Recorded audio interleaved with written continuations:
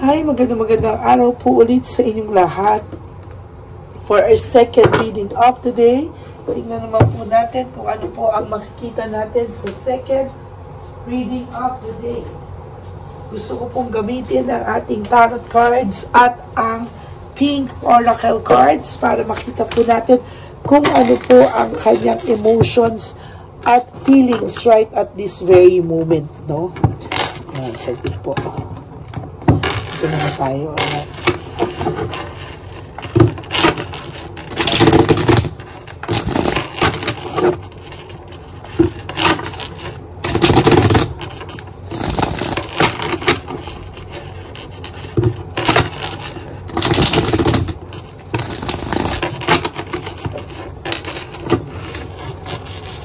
Ayan.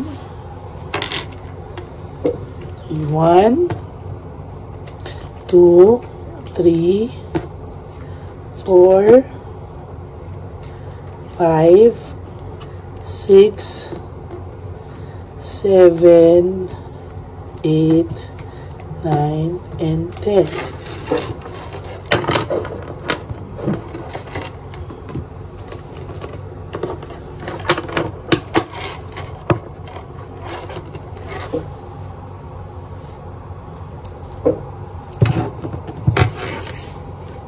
Ito naman po.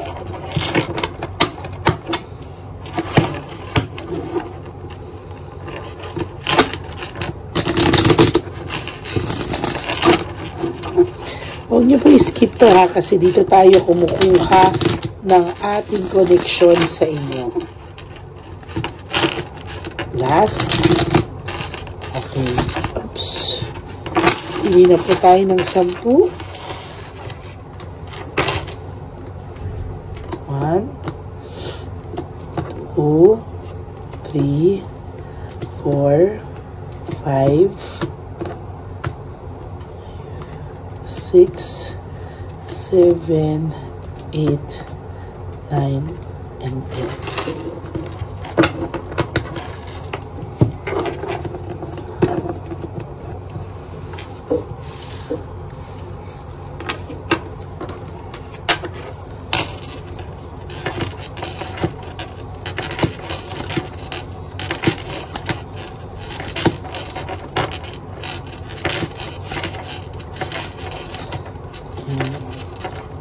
Para po kuhang-kuha natin, ano? Huwag nyo po itong i-skip. And please, help nyo na po sa ating channel, no skipping of ads.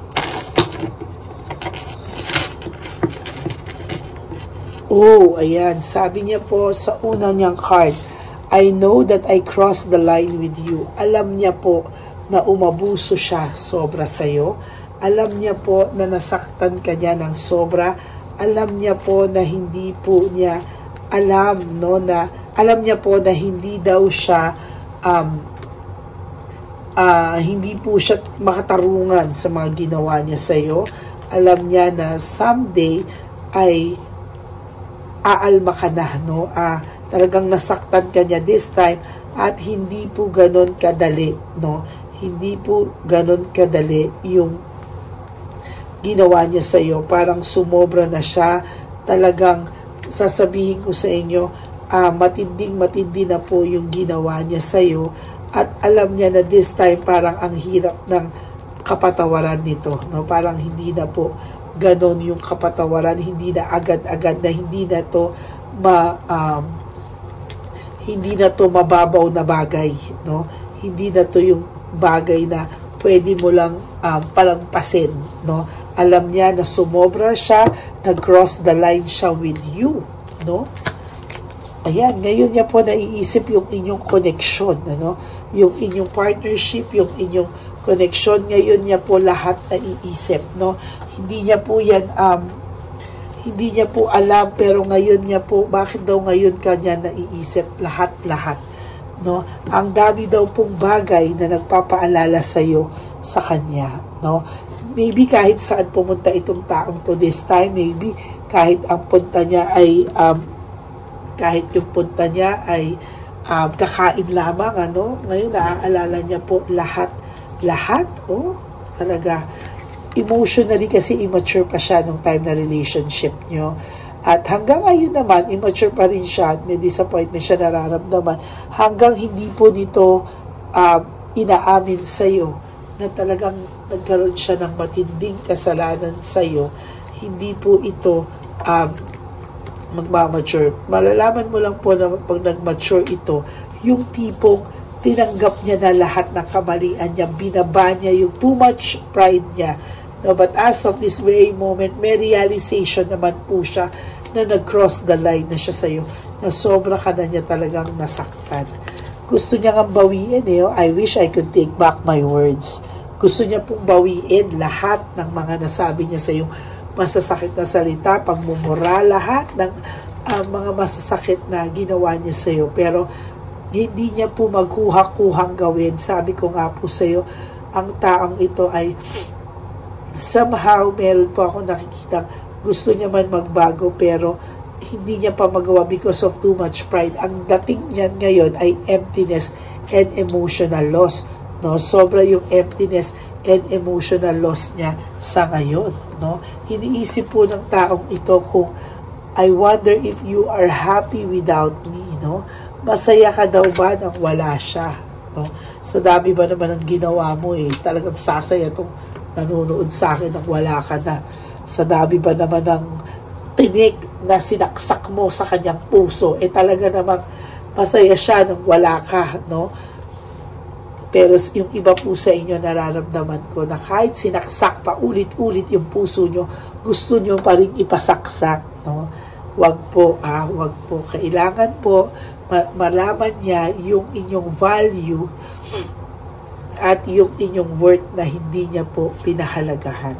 Nagre-reflect naman po siya, no? Nag-iisip-isip siya, no? Alam niya nga po, kaya nga po niya naisip na nag-cross the line siya sa inyo. Nag-iisip-isip din po pala ito, no? Buti naman, nag-iisip-isip ka, meron ka pa palang ganyan kahit mataas ang pride mo, no? Ayan, no? Dala-dala niya naman po talaga yung bigat, no? Araw-araw, no? Na nadala niya talaga po yan, ano? Sabi niya po, I lost myself for a little while. Wala daw siya. Hindi niya daw akalain na naging ganon siya. No? Kasi to tell you honestly, mabait naman talaga ito nung una. No? Kaya lang, hindi mo alam ano nangyari. Parang naging halimaw. No? Parang hindi na siya yung taong minahal mo. No? Alam niya po na sumobra siya. Alam niya na nag-cross the line siya sa'yo. Alam niya umabuso, pero lagi ka po yung naaalala kahit sa maliit na bagay sa ngayon, no? Talagang napasubo lang po siya sa mga nasabi niya. Impulsiveness, meaning impulsive po. Nakungongong pa rin ako. Pasensya na po. Yan, impulsiveness, no? Very, very impulsive siya sa mga nagawa niya. Hindi niya po talaga pinag-isipan, no? Talagang lahat po yan ay talagang hindi niya daw sinasadya, pero nangyari, no? Talagang hindi niya pinag-isipan, pero sabi niya po, I can't stop thinking about you. Yan po ang isa sa karma niya. Sa totoo lang, araw-araw pagising niya pa lang po, naiisip ka niya at yung bigat ng ginawa niya sa'yo. Lagi ko itong nabubunot, yung ina-isolate niya yung sarili niya, takot na takot siya pag-usapan ng tao, no? Takot na takot po siya. And talagang sabi ko po sa inyo, ay itong taong to ay ina-isolate niya yung sarili niya because of too much emptiness, no? Ayaw niya rin mapulaan siya ng tao, no? Sabi niya po, I hope that you can forgive me one day. Ayan na naman, maninermo na naman ako. Paano ka nga po mapapatawad? Panay ka, I hope. Dapat gumawa ka ng isang bagay o matinding bagay para mapatawad ka nito. Hindi yung panay ka, I hope. Ayan, diba? Gusto niya pong mabago yung mundo niyong dalawa. Gusto niyang mabalik sa dati or mapatawad mo siya.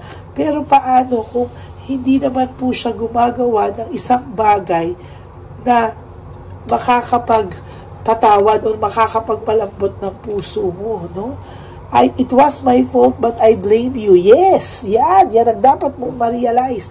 Nakasalanan mo yan, pero sinisi mo sa taong ito na sinaktan mo na Ano na lang ang mukhang ihaharap mo. Kaya ngayon, wala kang mukhang maiharap sa taong ito. No? Yan po, wala siyang mukhang maiharap sa iyo. Sa totoo lang. No? Hindi niya po alam paano haharap sa iyo. Sa totoo lang, hindi niya po alam talaga. Medyo makapal po ang mukha nitong taong ito sa iyo noong mga unang panahon nyo. Naghiwalay kayo, parang lahat sinisi sa iyo, pati pagpatay kay Rizal, sinisi na sa iyo, no? Pero ngayon po, nagkakaroon naman po siya ng reflection. Iniisip ka naman po niya at maraming bagay ang nagpaparemind sa iyo sa kanya at ginusto niyang mapatawad mo siya. No? Ginusto niyang mapatawad mo siya at take back yung words, no? Kaso hindi naman po ganun kadali yun, no? Yung kuhanin niya lahat ng ganyan, yung mga bagay-bagay, hindi naman po ganun kadali, no? Pero sabi ko nga po sa inyo, huwag kang mag-alala, sabi nga sa first reading kanina, na kahit anong mangyari, kahit gaano kataas ang pride nito, there will come a time na itong taong ito ay lalapit at lalapit sa iyo. At kahit gaano kataas ang pride niyan, there will come a time na hindi niya na po kakayanin, lalapit at lalapit. Kahit magparamdam lang ito sa iyo, no? Kahit na magparamdam lang ito sa iyo, kahit na kahit maliit na bagay magpaparamdam ito sa iyo. Huwag niya lang po sanang gamitin yung kunwari galit-galitan, sisi-sisi, tama na yan. Bumenta na yan kanyo, no? Bumenta na yan. Bumenta na yan kamo. No? Tapos na tayo sa ganyan. Bumenta na yan. Hanap ka na lang ng ibang style mo. No? Sana yung ibang style mo naman ay yung tamang style na this time. No? Yung this time, maayos na sana lahat. No? Yung hindi na ikaw papasamain, hindi na ikaw i-blame. Yung there will come a time na talagang matutuwa ka na dahil maririnig mo nagsisi na siya sa kanyang kasalanan sa'yo, no? Yan ang magandang gawin niya, no? May pagmamahal pa po siya sa'yo, yan, no? May pagmamahal pa ang taong ito sa'yo, the lovers, no? Love, affection, meron pa po talaga. Oops! Oh my God! Parehong-pareho, no? Two different cards with one meaning. Parehong-pareho po yung nabunot natin. So, confirm po, may pagmamahal pa po sa iyo ang taong ito. No? May pagmamahal pa po sa iyo ang taong ito. Hindi niya lang po mabalanse lahat ng nangyari sa kanya. Disorganized siya. Overwhelmed pa po siya. Hindi niya pa po alam paano ayusin ito. Sa totoo lang. No? Pero kung sa pagmamahal at pagmamahal, meron po na kung I look for you everywhere, sabi niya. So talagang hinahanap-hanap ka pa rin naman po ng taong ito. Yun nga lang po talagang nagkaroon ng lokohan, na-manipulate ka po.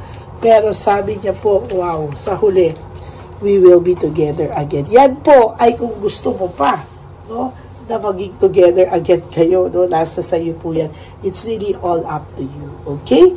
Maraming salamat po. At yan po ang ating second reading of the day, no?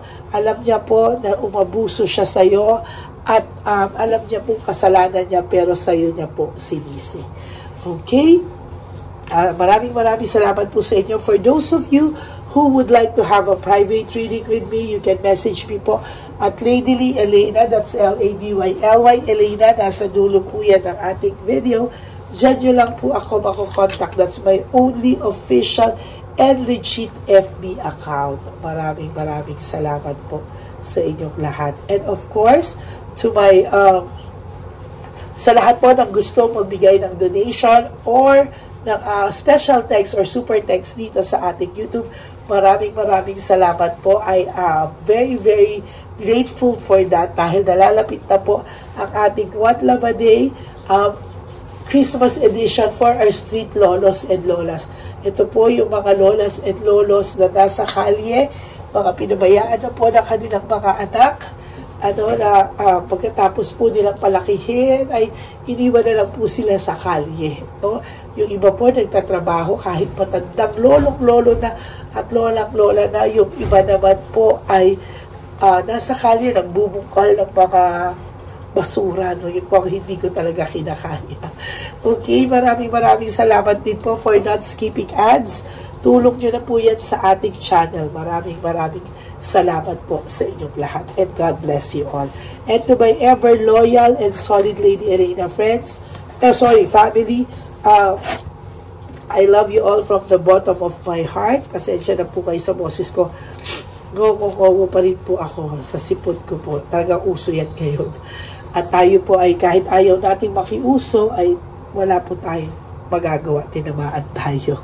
Okay? And sabi ko nga po, no, live one day at a time. No? Ngayon po ay gumising kayo. Do 3 things that will make you happy for today.